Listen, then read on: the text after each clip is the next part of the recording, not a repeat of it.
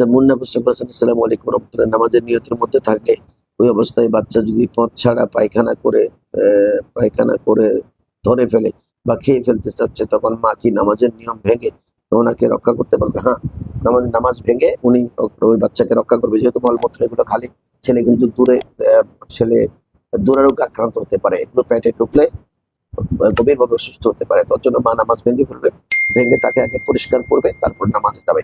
কারণ নামাজ তো এমনিই সেই মনোযোগ নষ্ট হয়ে যাবে, বাচ্চার এই দৃশ্য দেখলে উনি এমনি মা হিসেবে মনোযোগ হারিয়ে ফেলবে। নামাজ কিন্তু মনোযোগ ছাড়া তো, একাগ্রতা ছাড়া নামাজ হবে না। এই জন্য আপনি নামাজ পড়ার সময় সবসময় রিল্যাক্সে থাকবেন।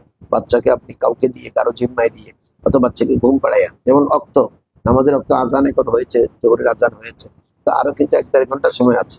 আপনি আজান হয়েছে দৌড় দিতে হবে, কোনো কথা নেই। নামাজের সময়সূচি কিন্তু আপনি আসরের নামাজের আগ পর্যন্ত, আসরের নামাজ আজান বা অক্ত শুরু হওয়ার আগ পর্যন্ত আপনার জোহরের অক্ত আছে। আপনি একটু দেরিতে পড়লে কোনো অসুবিধা নেই। আগে বাচ্চাকে আপনি খাওয়াইয়া ঘুম পাড়াইয়া দেবেন, তারপর আপনি নামাজে যাবেন, অথবা কারো জিম্মায় দেবেন, নামাজে যাবেন একদম রিল্যাক্সে। আপনি যখন নামাজ পড়বেন যেন কোনো টেনশন না থাকে, কারো কোনো ডাকাডাকি না থাকে। আর এই অবস্থায় বাচ্চা কোনো অসুবিধাগ্রস্ত হলে, যেমন পানিতে পড়ে যাচ্ছে, কুকুরে কামড়াচ্ছে, বাচ্চা পড়ে গিয়ে ব্যথা পাওয়ার সম্ভাবনা আছে, কোনো কিছু মুখে দিয়ে দিচ্ছে বিষাক্ত, যেমন মলমূত্রের কথা বললেন, সে অবস্থা আপনি নামাজ ভেঙে তাকে ফ্রেশ করে তারপরে আপনি নামাজ পরবর্তীতে আবার নতুন করে আপনি নামাজ পড়ে নেবেন। ধন্যবাদ আপনাকে।